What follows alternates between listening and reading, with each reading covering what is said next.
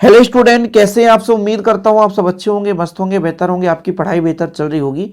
और आज का एक महत्वपूर्ण वीडियो इंग्लिश सब्जेक्ट से बच्चों, write and application to the principal of your school requesting him to issue you a character certificate. मतलब आप अपने प्राचार्य जी को एक पत्र लिखिए, यानी एक यहाँ पर एप्लीकेशन आवेदन पत्र है जो कि आपको अपने करेक्टर यानी सीसी जो होता है अर्थात करेक्टर सर्टिफिकेट जो होता है इसको इशू करवाने के लिए।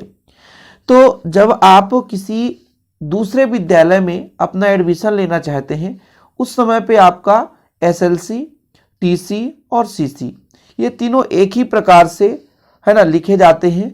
अभी मैं सीसी का बता रहा हूँ। सीसी की जगह आप एसएलसी जोड़ सकते हैं, टीसी जोड़ सकते हैं, आपको उतने ही अंक मिलेंगे। तो हर एप्लीकेशन की भांति आपको लिखना है, जैसा मैंने अब इसके पहले भी कई एप्लीकेशन आपको कराया हूं। तो सबसे पहले आपको टू द प्रिंसिपल, जिस भी विद्यालय में आप पढ़ रहे हो, कभी कभी एड्रेस एप्लीकेशन में क्वेश्चन में ही दे दिया जाता है, लेकिन यदि एड्रेस नहीं दिया तो बहुत अच्छी बात है। आपको जो सबसे सरल एड्रेस लगे, जहां भी आपका स्कूल हो उस स्कूल का नाम दे सकते हैं या दूसरे जिले का भी नाम आप दे सकते हैं, ठीक है। और ना ही यहां पर कोई विद्यार्थी का नाम लिखा है तो आप किसी विद्यार्थी का नाम भी दे सकते हैं बच्चों, ठीक। तो यहां पर सबसे पहले लिखना है टू द प्रिंसिपल, ठीक है। तो एक ध्यान यहां पे ये रखिएगा, जब भी आप विद्यालय में एप्लीकेशन लिखना स्टार्ट करें तो लेफ्ट साइड नहीं राइट साइड वाले पेज में ही लिखना है आपको, ठीक है। तो यहां पर आंसर क्रमांक लिख लेंगे, इसके बाद यहां से शुरू करेंगे। To the principal, government higher secondary school Jabalpur MP, date लिखना है। यहां पर बच्चों मैंने अपने हिसाब से एड्रेस दे दिया है। यहां पर जो आपका क्वेश्चन है इसमें कोई एड्रेस नहीं दिया, इसलिए मैंने जबलपुर का एड्रेस दे दिया। ध्यान रखिएगा, टू द प्रिंसिपल जैसा मैं यहां पे लिखा हूं बच्चों, ये जो पी है होगा ये भी आपका कैपिटल लेटर में ही होगा, ठीक है।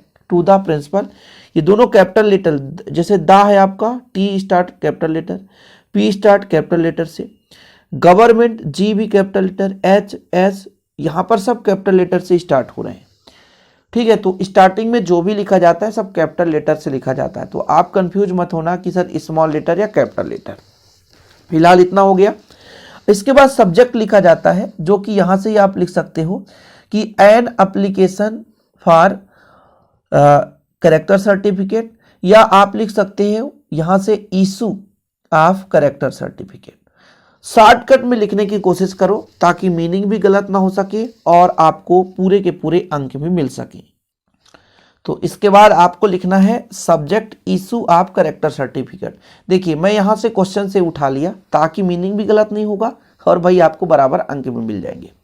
इसके बाद जो सबसे बड़ा यहां पर महत्वपूर्ण है बच्चों, यहां से लिखना है ऑनरेबल सर, ठीक है, क्योंकि सबसे जो महत्वपूर्ण अंक यहां से निर्धारित होता है, क्योंकि आपको एक कारण बताना है।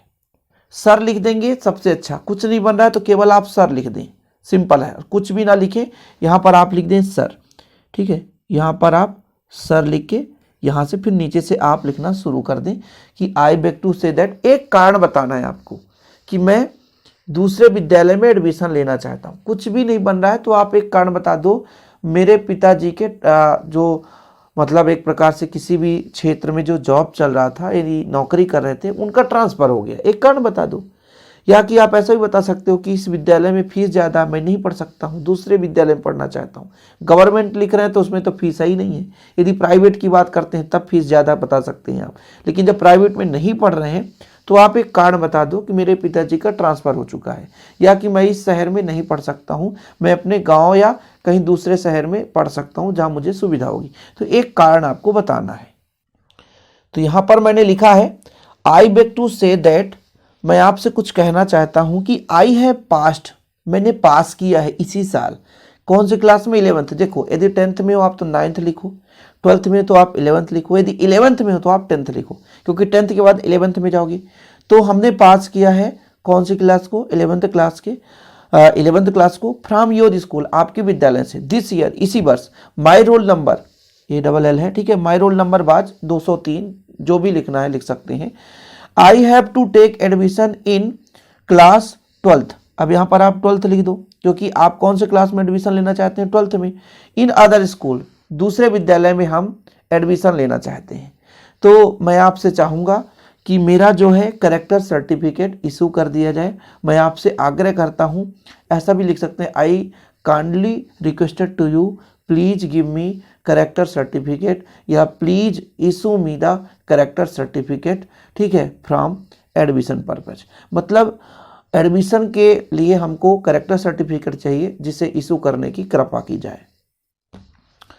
तो इसके बाद थोड़ा सा लिख देना है, I shall be thankful to you. Thankful to you का मतलब ये हो गया कि मैं आपका आभारी रहूँगा।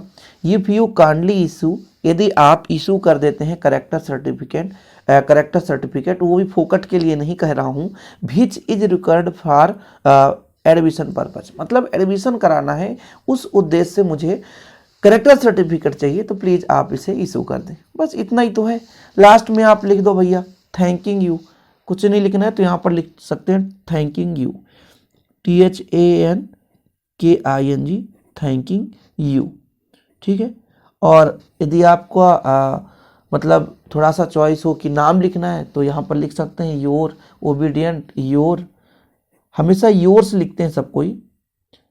अब योर पहले लिखा जाता है, लेकिन योर्स फेथफुली, FAITHFULLY, ठीक है। यहाँ पर आप लिख सकते हैं अभिषेक,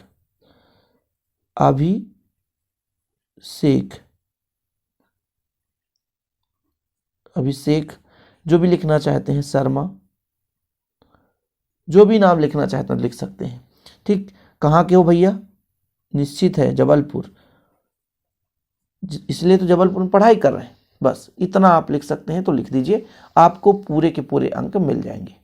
तो आज के लिए इतना ही बच्चों। वीडियो पसंद आए तो लाइक करके शेयर करिए। जय हिंद, वंदे मातरम।